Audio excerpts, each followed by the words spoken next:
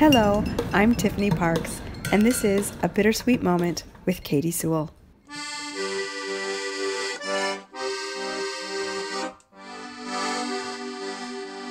Hello, this is The Bittersweet Life. I'm Katie Sewell, and this is your midweek Bittersweet Moment. Following up on Monday's ghostly episode, since we've been thinking about ghosts, there were a few ideas in a recent New York Times article that I wanted to share. The article was titled How to Live with a Ghost by Anna Cody. It cites data about how many Americans believe that their home is haunted. In one study conducted by a home security company, half of the people they queried believed that their home was inhabited by something or someone that was not currently living. And then there was this notion, which I thought was worth highlighting. This is a quote from the article. Researchers attribute increasing belief in the supernatural to the rise of paranormal-related media, as well as a decline in religious affiliation and the pandemic. Later in the article, it suggests that people are so interested in the paranormal right now that having a haunted house could be a helpful marketing point should you ever decide that you want to sell your home. But what about that notion of the search for meaning, which is something we talk a lot about on this show? Sharon Hill, who wrote the book Scientifical Americans, The Culture of Amateur Paranormal Researchers, says that Generation Z may be looking for meaning in new places.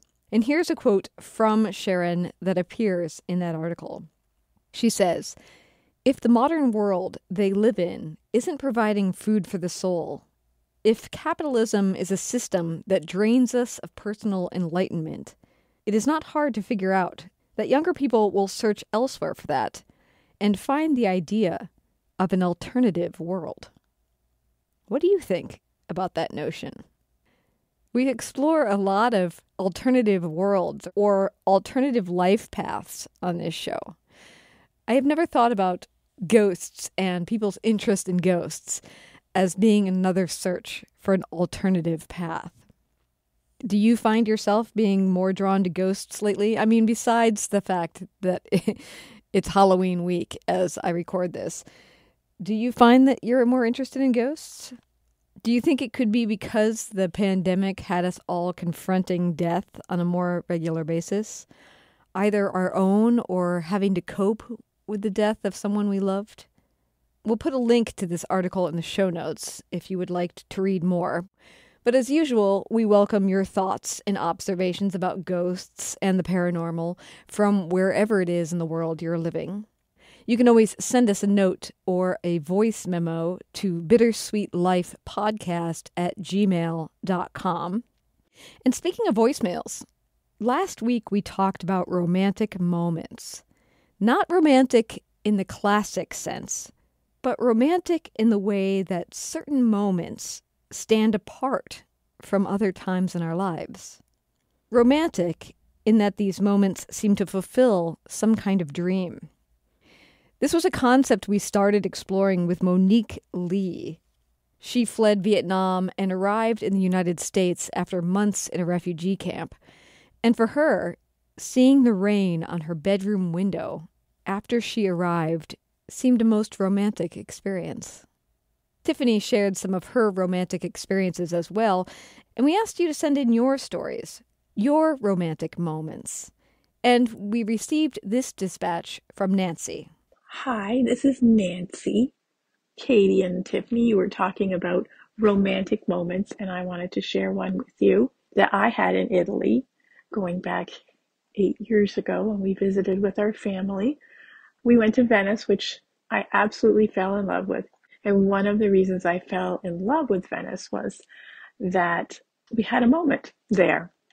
In the daytime, it's extremely crowded. We were there in June, so the tourists were busy, and then all the cruise ships come in and fill up the streets, and walking through the streets is difficult, and St. Mark's Square is very crowded, and you can't find a place to sit down, and you can't eat at the cafe there. One evening, later in the day, when all the tourists had gone home, we went for a walk, and we ended up in St. Mark's Square again. It was empty. There were some people there, but it was fairly empty. And we sat down on a stone bench that was up against the wall. And it was myself and my husband and our kids. And they were young teens at the time. And we were just sitting there, and it was cool and dark.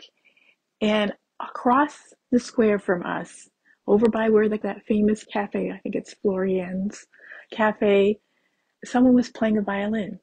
And as we were sitting, it wasn't super close to us, but we could hear the music. So it was lovely just to hear the music, and the stars were out. And as we were sitting there, a couple walked in front of us, and then they just stopped and they started to waltz to the violin music. And I just thought, this is one of the most beautiful moments in my life. And they waltzed for a bit, and then they walked off. And such a moment of nothing happening, but everything happening. It was beautiful. One of the most romantic moments that I can remember. Thank you, Nancy, for that. So what about you? Do you have a romantic moment like that? If you do, we'd like to hear your story. You can write an email or send us a voice memo like Nancy. Write to bittersweetlifepodcast@gmail.com. That's bittersweetlifepodcast@gmail.com. Should you forget it, you can also reach us through thebittersweetlife.net. And until next time, this is The Bittersweet Life. I'm Katie Sewell. Talk to you next week. Bye.